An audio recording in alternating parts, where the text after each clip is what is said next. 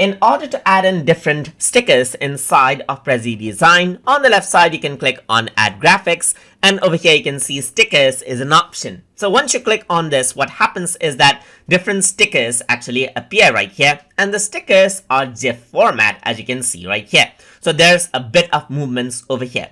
If you were to click on Insert, you can see the sticker right here. So if I were to click another sticker, then you can see that this is the sticker that I have right here. So these are little GIF animations that play back and forth. So just like any other images, you can resize this out, you can rotate this out, and so forth.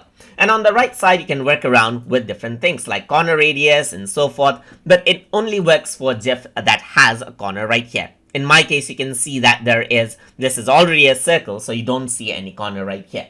So I'm going to click on crop, and you can crop out GIFs as you can see right here, or you can also go around and then apply mask out according to how you like as well, just like this. So this is what you have. And over here, you can also go around and set out different filters according to how you like, just like you would do with an image. You can set around the width and height, work around with the transparency right here, and even add in tooltip right here so that if you were to actually hover around, it'll show up the text over here for that particular image right here. That is a particular sticker, as you can see right here.